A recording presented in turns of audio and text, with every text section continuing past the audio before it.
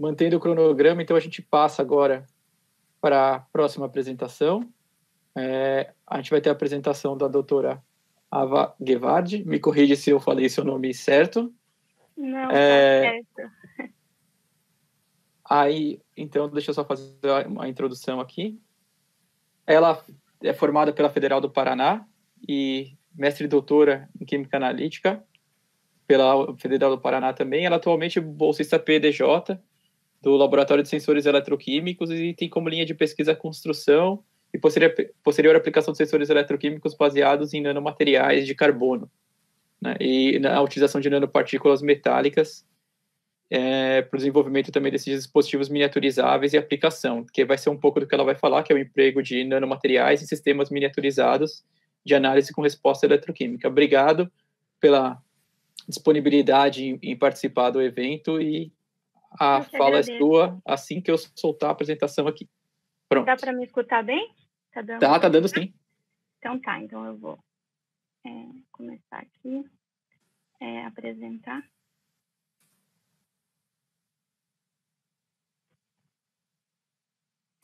Então, bom dia, né? Como o professor já me apresentou, meu nome é Ava, e hoje vou falar um pouquinho sobre a pesquisa que eu venho desenvolvendo a respeito do emprego de nanomateriais em sistemas miniaturizados de análise com resposta eletroquímica. Então, atualmente, eu sou aluna, sou bolsista de pós-doc na Universidade Federal do Paraná, que foi onde também eu fiz a minha graduação e o mestrado e doutorado. E toda a parte científica e de pesquisa, desde a iniciação científica até agora o pós-doc, eu venho desenvolvendo, então, no Laboratório de Sensores Eletroquímicos, o LabSense, que é coordenado, então, pelo professor Luiz Humberto e pelo professor Márcio Bergamini, que eu acredito que muitos de vocês já conhecem. E a gente conta com todo esse pessoal aqui das fotos para fazer essa pesquisa acontecer. Desde os alunos, então, de iniciação, mestrado e doutorado. E desde 2009, quando o grupo ele foi fundado, a gente vem trabalhando com algumas linhas de pesquisa, né? Sendo que eu estou no grupo desde 2009, então faz bastante tempo. E nesse tempo eu venho trabalhando também em alguns sistemas, principalmente relacionados à utilização de nanomateriais para a construção de eletrodos modificados, e mais atualmente do mestrado e agora no pós-doc com microfluídica e sistemas miniaturizados e impressão 2D.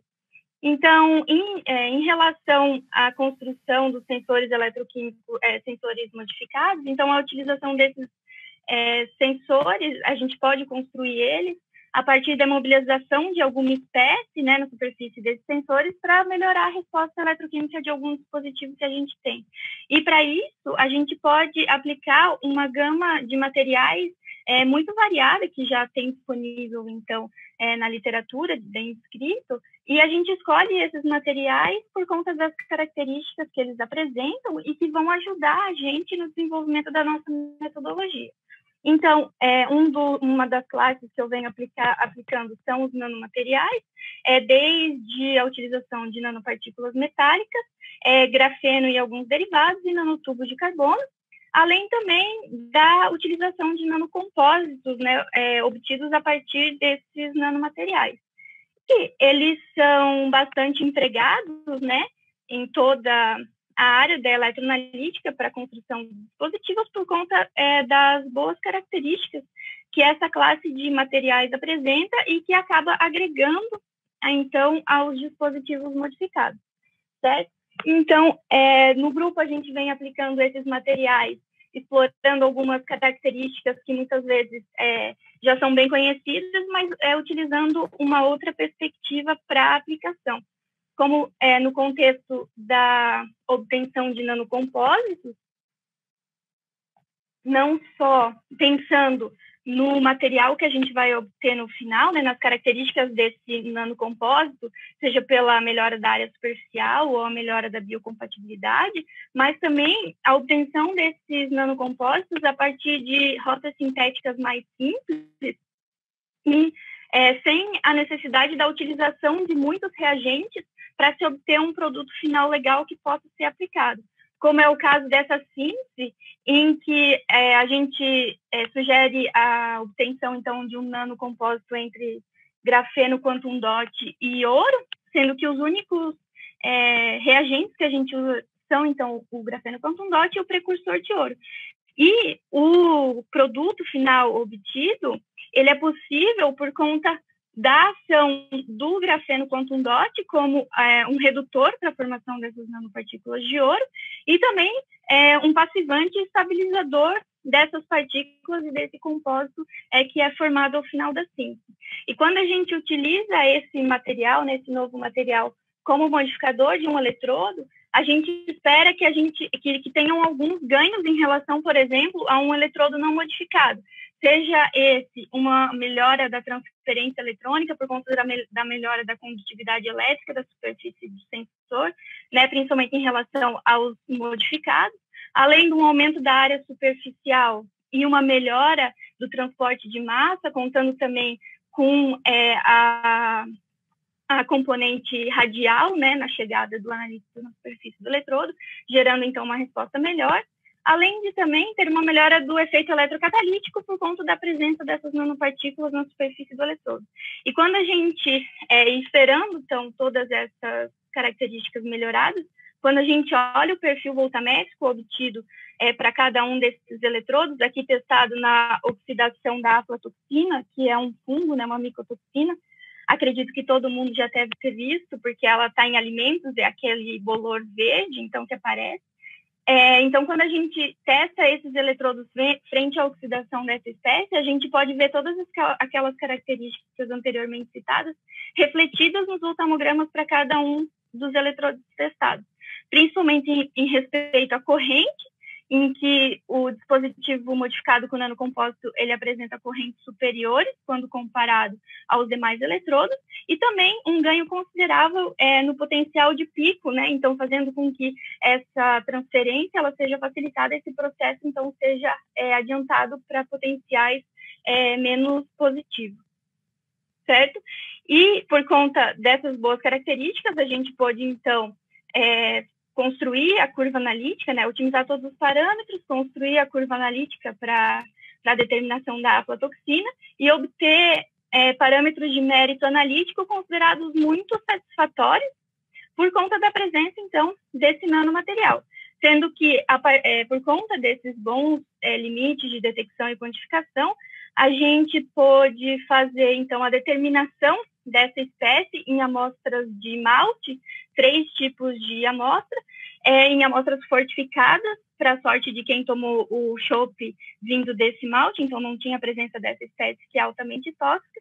Então, essas amostras elas puderam ser fortificadas de acordo com os limites máximos de resíduos estabelecidos pela legislação brasileira. Então, a partir dessa fortificação, foram realizados 3 níveis de diluição e todas as recuperações alcançadas foram bastante satisfatórias e atribuídas, então, à presença desse nanomodificador na superfície do eletrodo, certo?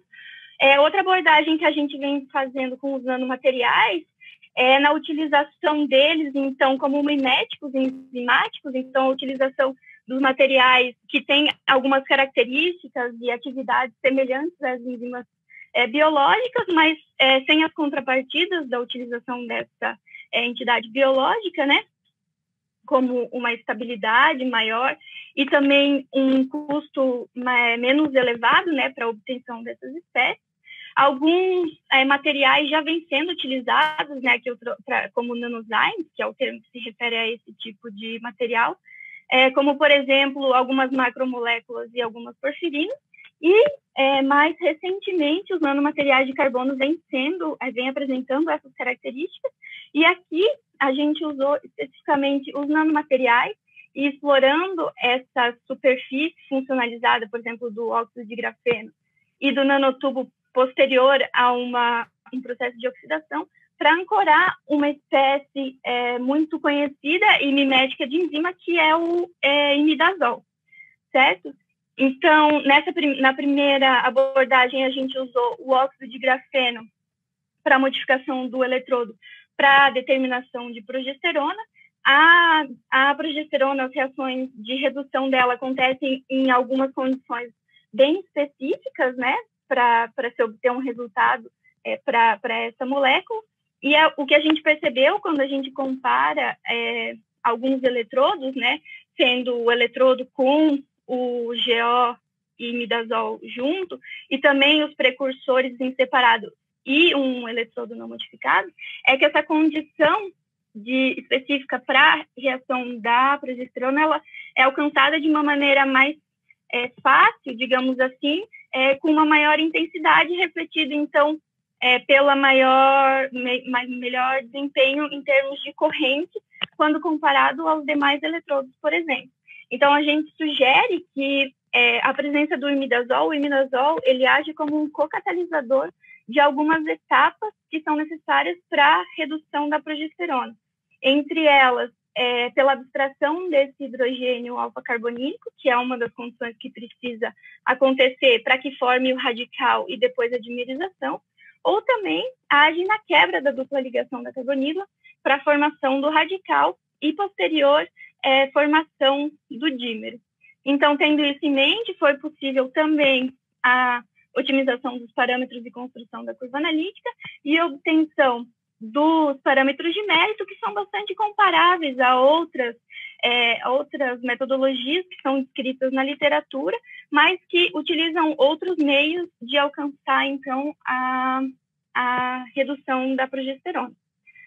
Nesse mesmo sentido, então, utilizando agora o nanotubo de carbono, esse nanotubo, antes de sofrer a funcionalização pelo imidazol, ele passou por um tratamento oxidativo, então, para inserir esses grupamentos na superfície do nanotubo, e aí, então, sofrer a funcionalização pelo imidazol. Então, a gente utilizou esse material como modificador de um eletrodo de carbono vítreo para determinação não enzimática de paroxon.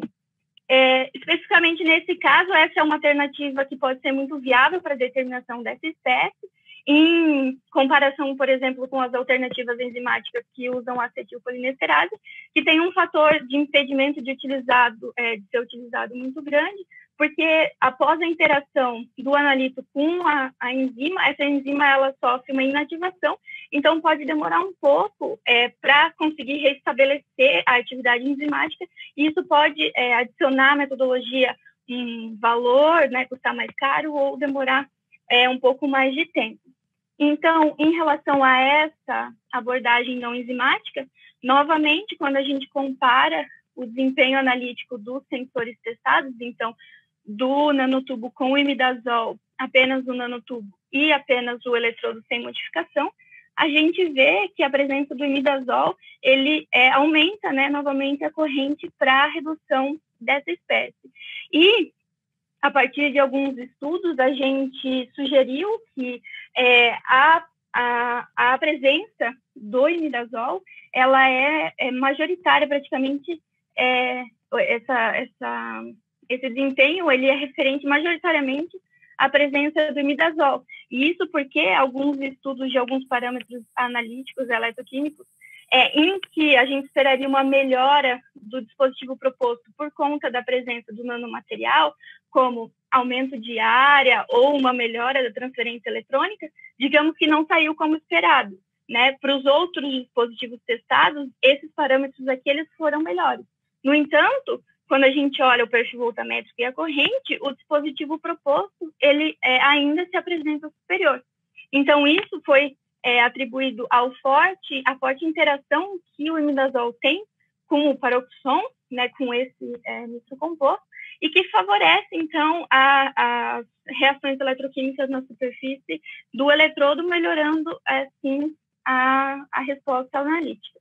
Da mesma maneira, essa metodologia ela foi otimizada, foi possível, então, a construção da curva analítica e a obtenção dos parâmetros de mérito, que, quando comparados com muitas das abordagens que utilizam um sensor enzimático, apresenta resultados bastante semelhantes e satisfatórios, levando em consideração, então, ser uma metodologia simples e que não usa, por exemplo, então, a entidade biológica. E uma terceira abordagem que a gente vem fazendo em relação aos nanomateriais é a utilização como plataforma para a construção de biosensores, né? Então, normalmente, algumas estratégias são utilizadas para a construção desses biosensores, né, a polimerização ou as monocamadas organizadas, mas, mais recentemente, os nanomateriais de carbono vêm sendo utilizados para esse fim, principalmente aqueles que já têm os grupamentos carboxílicos na sua superfície, como, por exemplo, o grafeno quantum dot, que é o caso dessa aplicação, e que o sucesso da aplicação desses nanomateriais para a construção desse tipo de sensores vai além desses grupamentos carboxílicos que fazem esse ancoramento, né, dessas biomoléculas, mas está em relação também à área superficial e à biocompatibilidade, que aumentam essas interações e melhora a resposta do dispositivo.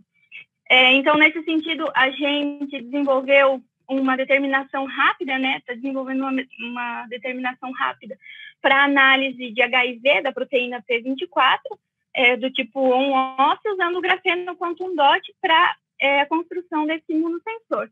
Então, a primeira etapa seria, então, a eletrodeposição do quantum dot na superfície do eletrodo, fazendo, então, com que tenha uma quantidade de modificador e uma quantidade de grupamentos carboxílicos que vão ser utilizados como sítios para o ancoramento do antígeno e posteriormente da construção do sensor. Então, após essa eletrodeposição otimizada em três ciclos, que é suficiente para o material se manter estável na superfície do eletrodo e ainda assim ter esses grupamentos carboxílicos disponíveis, esses grupos eles são ativados, então, por EDC-NHS e posteriormente substituídos pelo aptamer e, então, levados para a incubação com a proteína P24 em questão.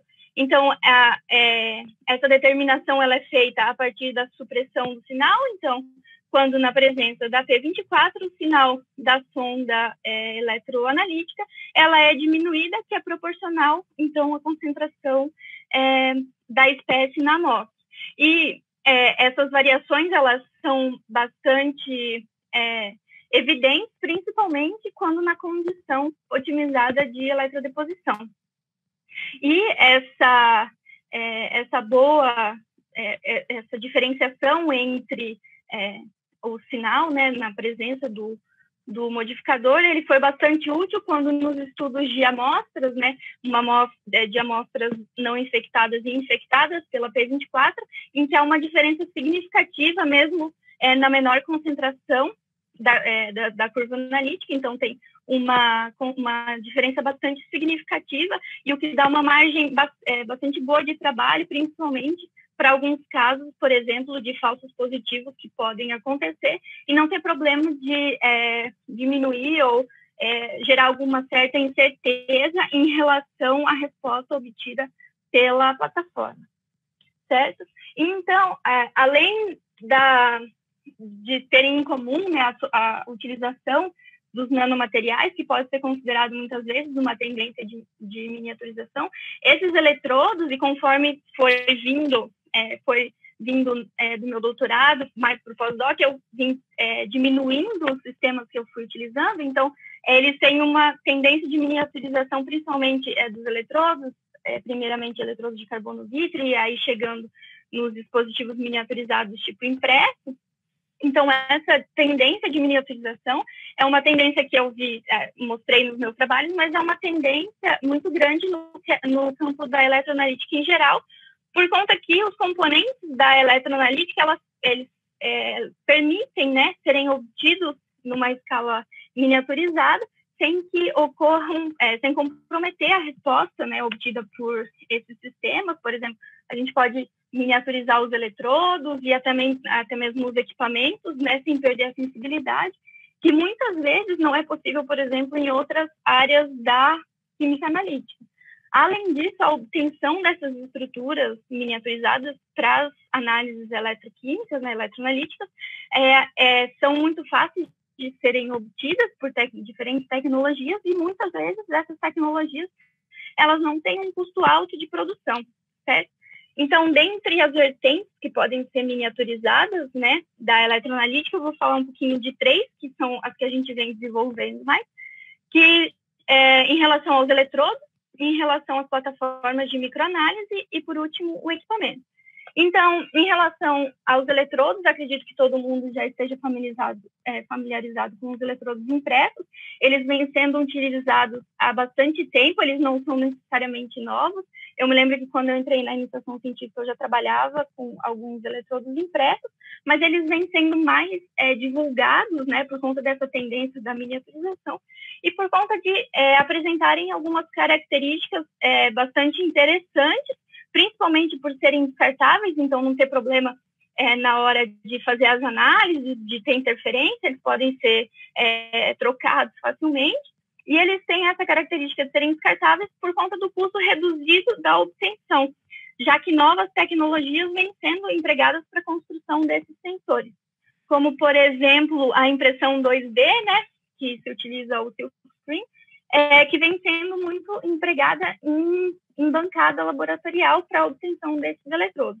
Além das impressões, a parte de tintas também vem sendo bastante desenvolvida, com tintas simples e de materiais acessíveis, como grafite e esmalte, e ainda os substratos de impressão, eles também são bastante variados, né? Não ficando limitados, por exemplo, às cerâmicas de antigamente ou até mesmo o vidro. Então, materiais como papel, como o professor falou, e PET, também são utilizados para a obtenção desses eletrodos. Além disso, eles são muito utilizados por conta da versatilidade no design dos eletrodos, então a gente pode, mudando a máscara, né, da impressão, a gente pode criar configurações, por exemplo, com o sistema convencional dos 3, né, 3 eletrodos, referência, conta, trabalho, ou para alguma aplicação específica, utilizar apenas o eletrodo de trabalho, e aí depende da necessidade de cada metodologia. Então, eles são facilmente adaptáveis e são compatíveis com diferentes sistemas de análise, né? Por exemplo, uma medida tradicional, utilizando, então, a gotinha do eletrólito ou mesmo um volume maior num becker. E também podem ser acoplados a análises de fluxo ou microfluxo, né? Dependendo da celinha que vai ser colocada nesse sistema. As análises de microfluxo são, então, uma segunda tendência que vem sendo bastante aplicada na área da eletroanalítica. Então, né, diz respeito à microanálise, que são análises que manipulam pequenas quantidades de fluido usando canais que também têm dimensões reduzidas. E elas vêm sendo bastante utilizadas por conta de algumas características muito relevantes, principalmente na redução de volumes de amostras, solventes e reagentes, o que gera, consequentemente, uma baixa quantidade de resíduos, e isso vai muito de encontro com os pilares da química verde, que vem sendo cada vez mais aplicados nos trabalhos no âmbito da analítica, a possibilidade de análises mais rápidas por conta do fluxo contínuo, e ela é muito facilmente integrável a diferentes técnicas analíticas, como, por exemplo, as eletroanalíticas. Em termos, mas em contrapartida, né, algumas características da microanálise tradicional, como, por exemplo, as que usam chips que são construídos a partir de polímero ou vidro, então a obtenção dessas plataformas, às vezes elas ficam não tão acessíveis por conta do custo elevado para a obtenção desses microcanais e de necessitarem de equipamentos específicos e tudo mais. Então, às vezes, inviabiliza a utilização por conta do acesso.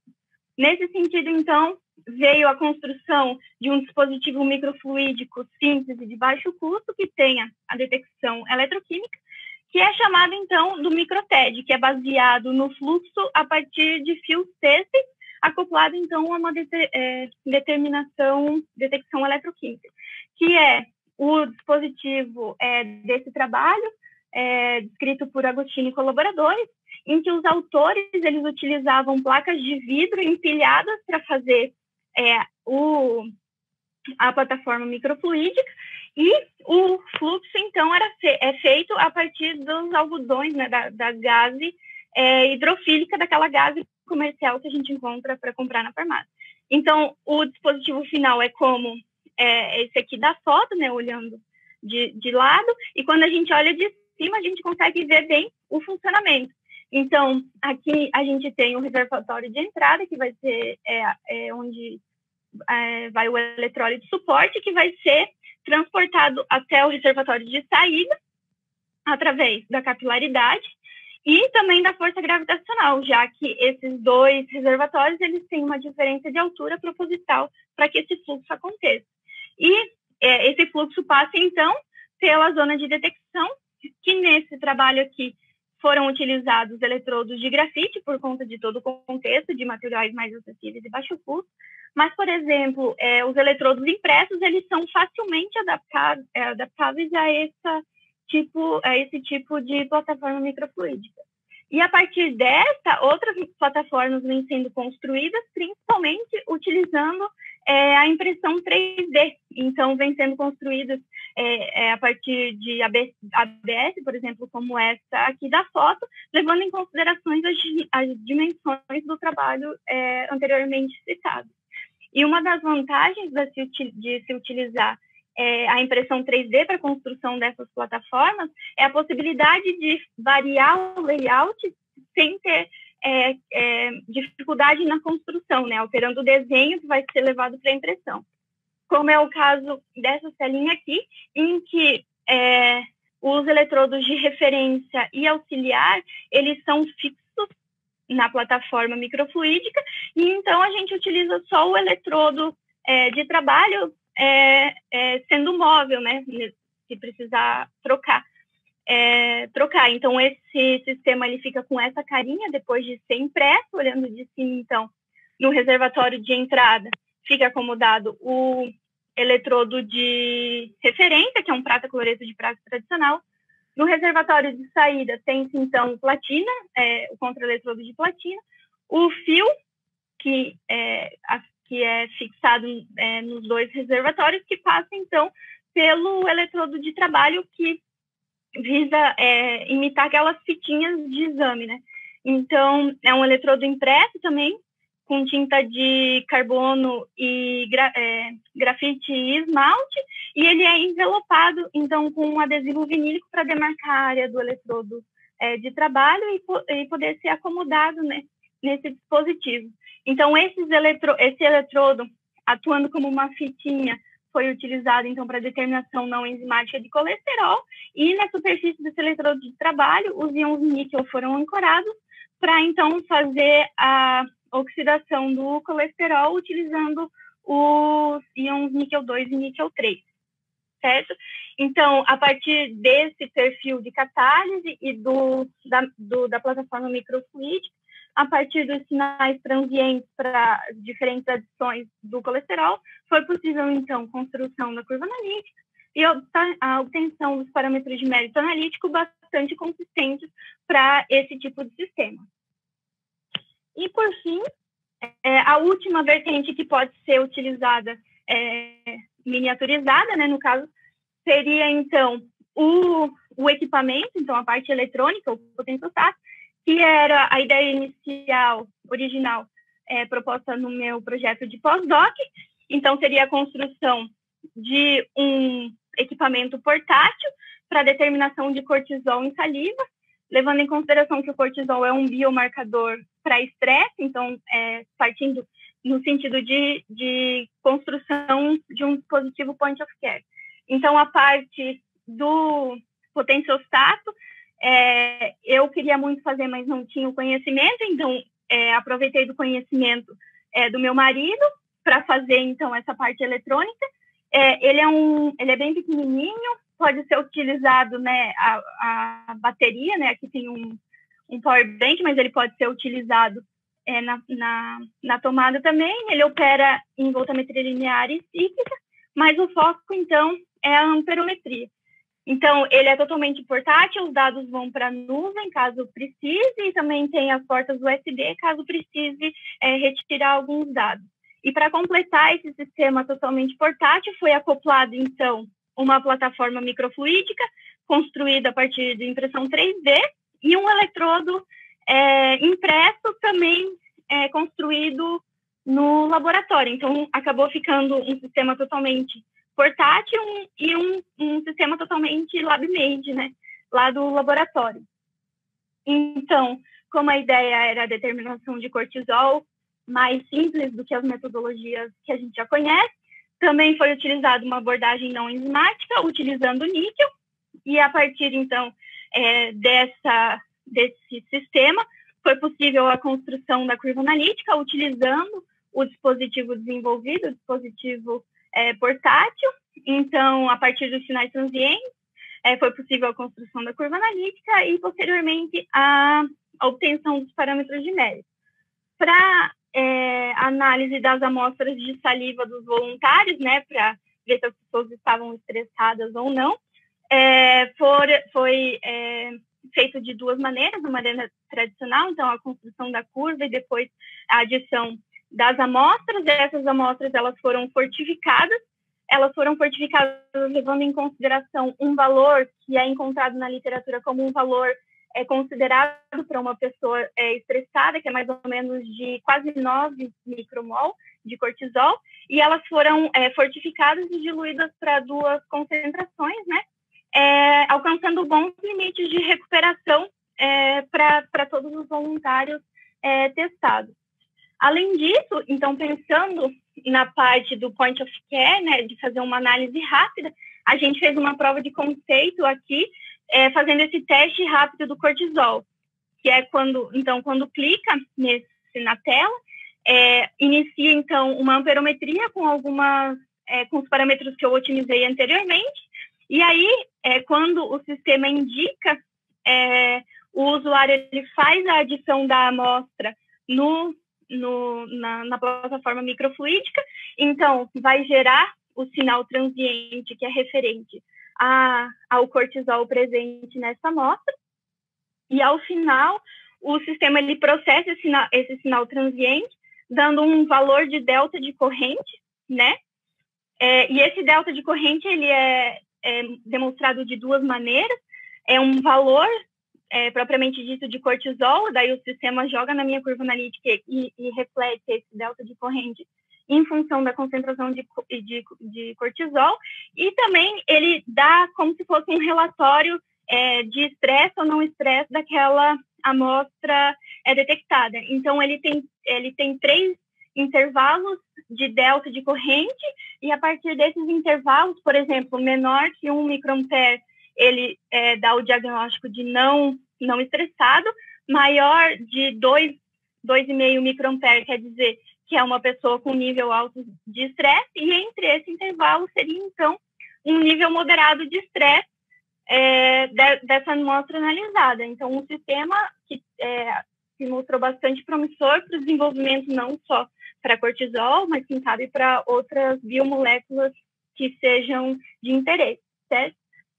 Então, como conclusões, a utilização dos nanomateriais que a gente vem fazendo para a construção de metodologias analíticas pode melhorar essas propriedades desses dispositivos e até possibilitar o desenvolvimento de outros tipos de análise que talvez com um eletrodo não modificado a gente não possa alcançar.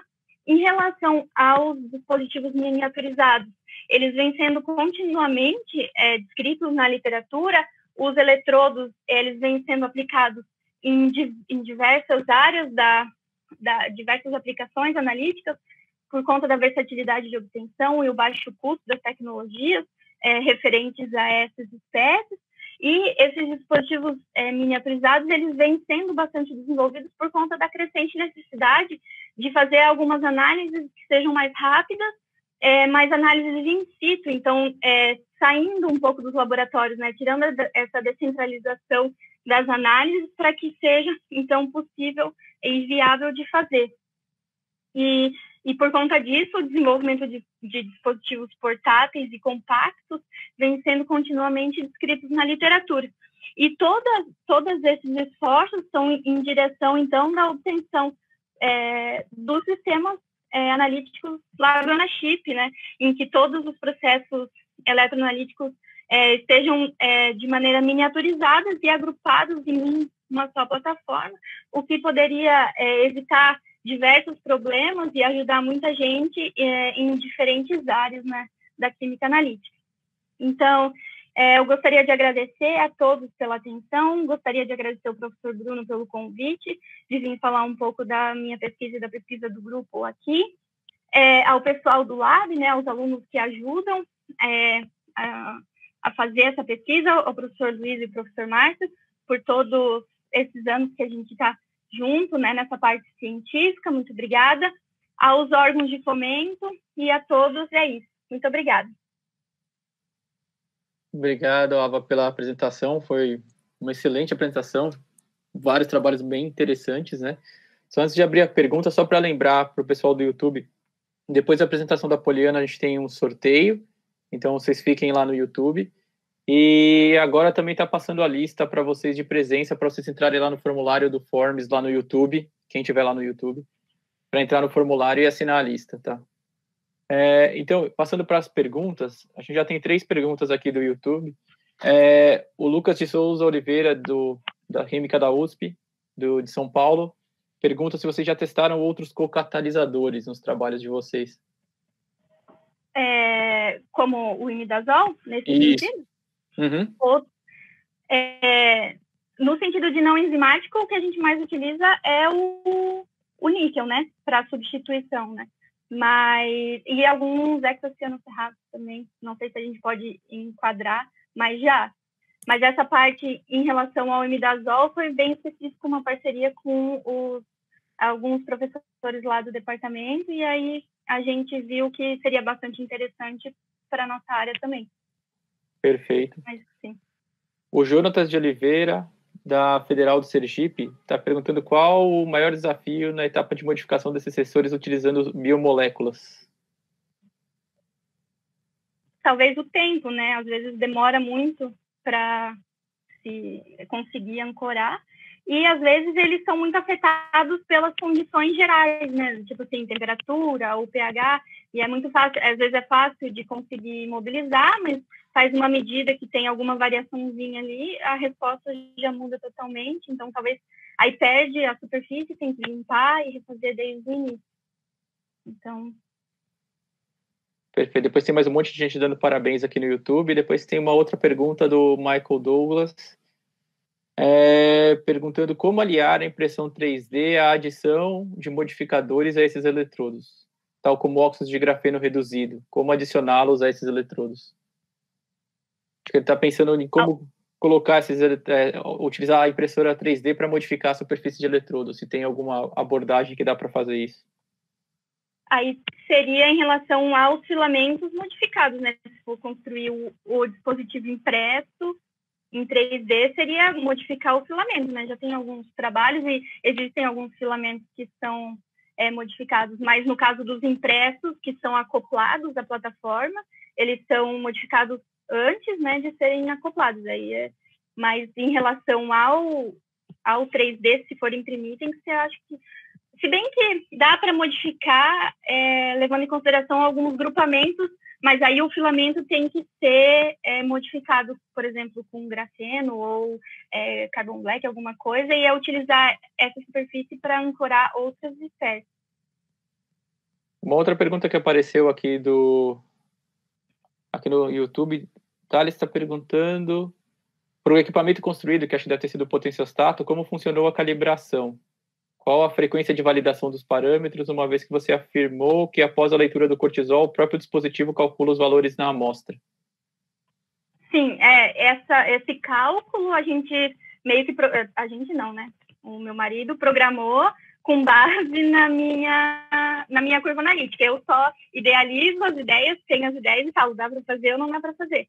Que seria a mesma coisa, por exemplo, do glicosímetro, né? Ele vem calibrado com uma regressão linear, digamos assim, e aí aquela variação de corrente joga e dá o valor de corrente. A gente calibrou o equipamento em si com base no Autolab, né, no comercial, e utilizando aquele circuito da Damicel, então para saber se todos os parâmetros que a gente estava aplicando, se estava saindo tudo certo, então, quanto a isso, sem problemas, e aí a calibração, essa variação é com base na minha curva analítica. Então, não tem variação, porque eu sempre uso os mesmos valores. Não sei se era isso.